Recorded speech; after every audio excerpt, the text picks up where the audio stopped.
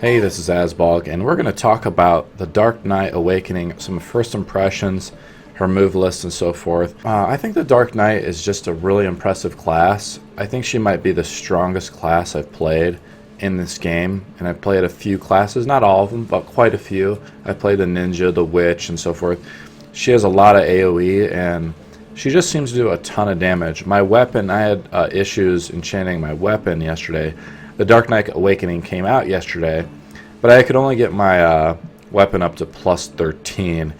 But I still do a lot of damage, and I can still one-shot mobs here out in Sawsons. Even the really the bigger, heavier mobs, not the super heavy mobs, but as you can see in some of these clips, the Dark Knight does a lot of damage.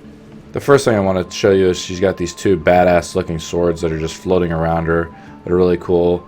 Looks like she has, like, sometimes it seems like she has a smoky dark haze that go about her, but it's just really cool. The first move that she has is just F, and if you hit F again, you dash forward again. The move that doesn't look like very much, the animation I guess, but trust me, she does a ton of damage with that move. You can clear out a ton of mobs with it. It does a great amount of damage. Another great move is the Spirit Hunt move, which is just a forward right mouse button. She just does this blade attack. It's on a pretty decent, it's on like a 3-second cooldown, as you can tell. So you can kind of just do it. It's pretty cool. It's another gap filler, so you can do F. And look at how much mobility she has. Very good. The F ability obviously is much more powerful than that ability. A good filler ability is just this left mouse button here. Down left mouse button. The touch of exploitation. So you're just doing these attacks, but what happens is she regenerates HP, and so she's hitting a lot of mobs, like in Sawson, and you're getting a ton of HP back. Look at how she just throws her blade up in the air and like makes it come through the ground. The next major ability she can do is she just hits space, called Soul Snatch, and she can just after like certain attacks, like even almost all of her attacks, see like that. She throws like a little boomerang around. It's a nice little filler, but it does an AoE attack, and it does a ton of damage. So it just does a lot of damage. You can do it after almost every move. See, I can just do it like that, and it's a nice little combo. One thing I noticed, she doesn't have as much problems as she was in her pre-awakening form.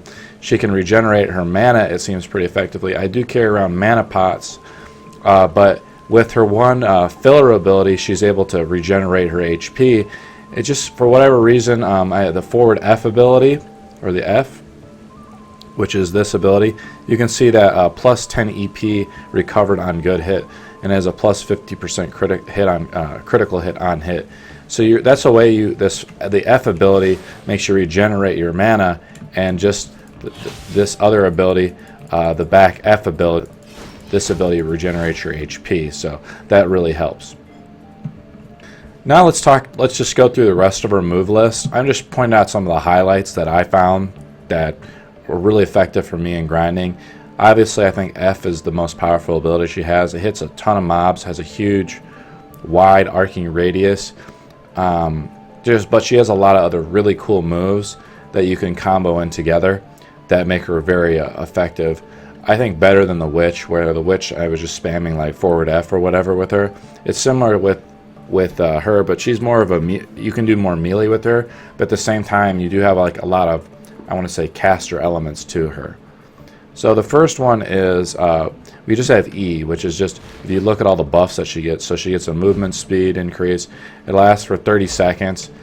She gets attack. It's just a lot of characters with the Awakening. They have a way to buff themselves. It's on a 2-minute cooldown. It lasts for 30 seconds, it looks like. The next one is Hallucination Gap. This is just the counter ability. So I just press Q, she stands in it, and unless I move, and then if I actually attack with it, she gets it once every 4 seconds. So it's just a way for her to counter attack and guard and so forth. The Dust ability is the next one you can get here. But you have to pick up the Chain Dusk ability.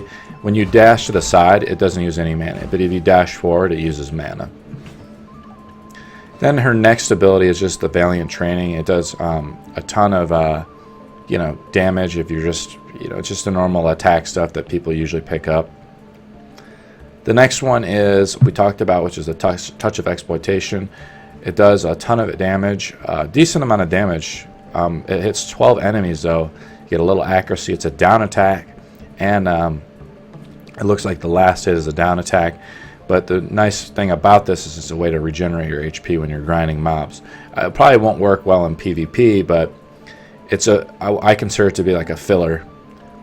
The next one is the Spirit Hunt move, like we just talked about. It's just the forward right mouse button.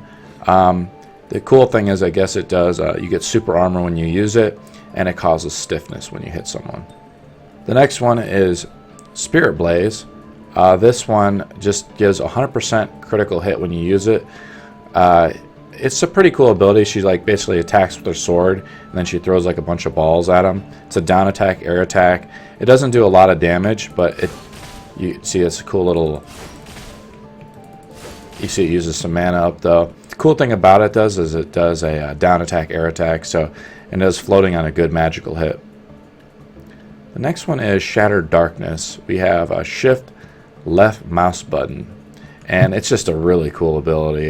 It's one where you've probably seen it in the Awakening videos, like she's just throwing all the swords around. So shift left mouse button. But the cool thing is it's a way for her to sort of retreat back, and so you can combo this with other moves. It's on a more serious cooldown, I think. Let's take a look. It's on like a 10-second cooldown, but all these like just magical blades fly out of the air. It's really cool. Let's look at the later versions of that one. It does a decent amount of damage, 900%. All these moves do decent. It does 100% critical hit. It also regenerates your mana. So I find that you're not worried in that stance like you were in the pre-awakening stance, like regenerating mana. I didn't find myself worrying about mana as much. So there's really not a lot of flaws with her awakening, and this is what I'm trying to tell you.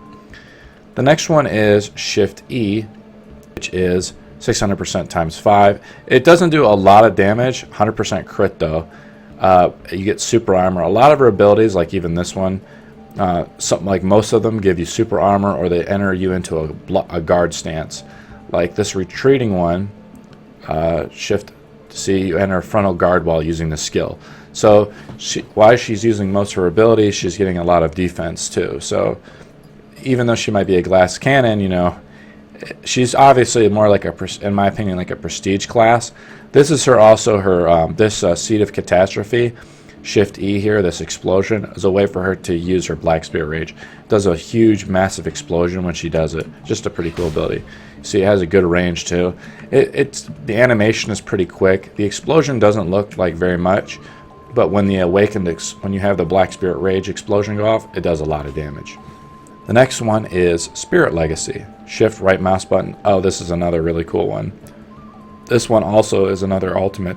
This is the one I like to use a lot too. It's a lot harder than this one here, which is probably why I use it a lot more. This one gives you some accuracy, but this one is like if you see here on the video, it does a ton of damage. Just a big like kind of black hole explosion. 100% crit.